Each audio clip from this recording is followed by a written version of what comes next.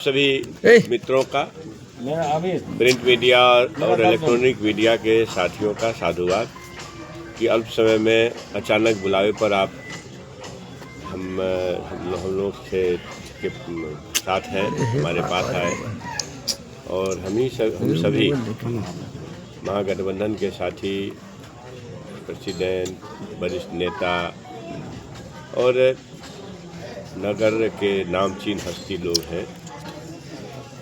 बुलाने का मकसद ये है कि जो मधेपुरा की जीत हुई है, ये मेरे पार्टी के नीति सिद्धांतों की जीत है। डॉक्टर बाबा साहब भीमराव अंबेडकर के संकल्पों और संविधान की जीत है। डॉक्टर लोहिया के विचारधारा की जीत के साथ ही महान मधेपुरा वासियों और महान नगर वासियों के आशीर्वाद और सहयोग की जीत है। मैं इस जीत को इस रूप में लेता हूँ कि महान मधेपुरा वासियों ने मेरे कंधे पर जो भार दिया है, निश्चित रूप से ईश्वर प्रभु परमात्मा खुदा से ये कामना करता हूँ कि मेरे ऊपर विश्वास व्यक्त जो जिस रूप में किया गया है, आप मुझे संबल दें कि मैं अपने महान मधेपुरा वासियों के संकल्प और पार्टी के नीति सिद्धांतों को आगे ले जाने में कामयाब हो सकूं। अभी मधेपुरा में स्थानीय मुद्दा है मजबूत, जो हमारे बेरोजगारों के सबसे बड़े हितैषी, मजलूमों के चिंतक तेजस्वी प्रसाद यादव जी की जो एक सौगात है, मधेपुरा को जल जमाव से मुक्त करने के लिए स्टॉर्म वाटर ड्रेनेज सिस्टम का आदेश हमारे नेता के कलम से निकला था जब महागठबंधन सरकार थी, और इसका निर्माण अभी अधूरा है। निर्माण कार्य चल रहा है। निर्माण में आई गुणवत्ताहीनता के लिए हम कई जगह बार आप लोगों को भी कष्ट दिए हैं, नगरवासियों का मीटिंग भी बुलाए हैं और इस चुनाव के चलते हम लोग उधर ध्यान नहीं दे पाए उस कदर।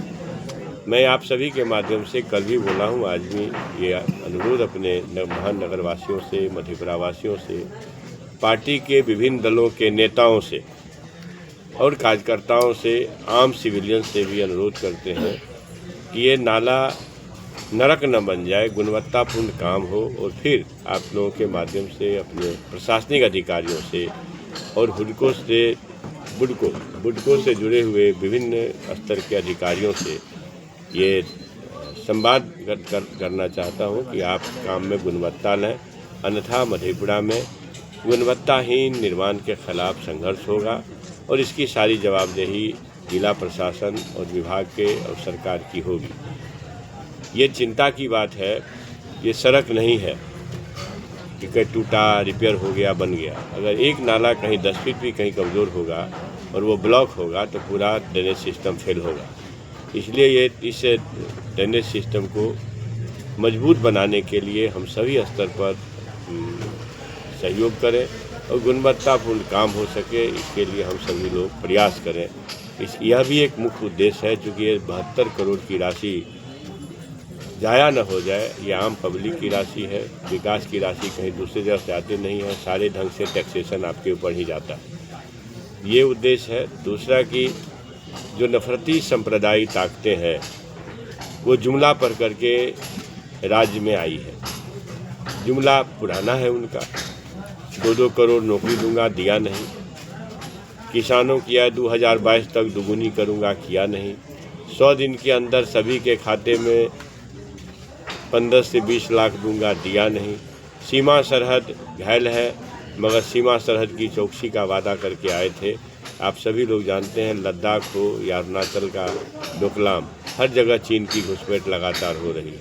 यहाँ तक कि नेपाल भी हमारे 71 से एकड़ भूमि पर कब्जा जमाए हुए है, वो चीन का सह है और उस हिसाब से एक बात समझी जा सकती है कि अंतर्राष्ट्रीय नीति पर भी हम पूरी तरह से फेल नज़र आ रहे हैं। तो इन मुद्दों को लेकर के फिर से जुमला पढ़ी गई है। हमारा इशू है कि कमाई, पढ़ाई, दवाई, सिंचाई और कार्रवाई का।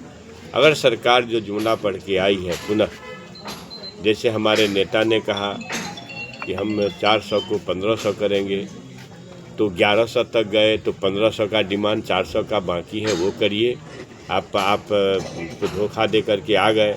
उसके बाद हमारे नेता ने कहा 200 यूनिट बिजली फ्री करूँगा। आप 20 बरस से शासन में थे, किए नहीं थे, तो आप 125 यूनिट तक गए। तो 75 यूनिट आम गरीबों का के लिए अभी के हित की बात जो है 75 यूनिट बाकी है। 500 रुपया में गैस सिलेंडर हमारे नेता का संकल्प था, उसको भी पूरा करिए।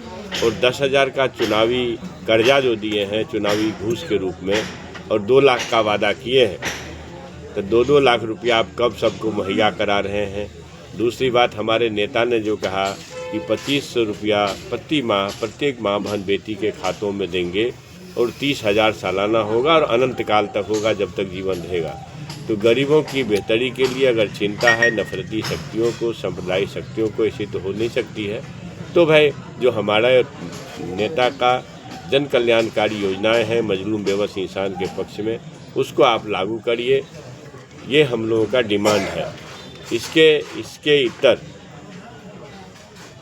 हम लोग ये महसूस करते हैं कि जो संवादहीनता है समाज और साथी महागठबंधन के साथियों के बीच में, उस संवादहीनता के कारण भी हम लोगों को राज्य स्तर पर मैंने एक प्रतिष्ठापूर्ण जीत नहीं मिल पाई है।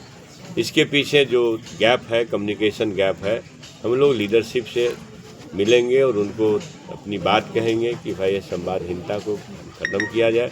और संवादहीनता को ख़त्म करने के कई तरीके होते हैं। तो वैचारिक क्रांति की भी ज़रूरत है। जो नफरती शक्ति मैं महसूस करता हूँ, मेरी पार्टी महसूस करती है कि नफरतवाद, संप्रदायवाद देश के लिए खतरा है, समाज के लिए खतरा है। किसी भी देश के लिए और समाज के लिए, परिवार के लिए नफरत अच्छी चीज़ नहीं है। तो नफरतवाद, संप्रदायवाद को धक्का दे करके मोहब्बत, प्रेम का, अखलाक का वातावरण बने, शांति का वातावरण, शांति का देश है हमारा। हम ये जो आप बिहार के बारे में जानते हैं, और बिहार के माध्यम से ही भारत को मतलब युद्ध की नहीं बुद्ध की भूमि कही जाती है। तो शांति का देश कहा जाता है। बिहार उसका केंद्र बिंदु है कि हमारे जो शांति के सबसे बड़े दूत हैं, जिसको अगर दूत कहते हैं भगवान बुद्ध जी, उनको ज्ञान भी यहीं प्राप्त हुआ, निर्वाण भी यहीं प्राप्त हुआ।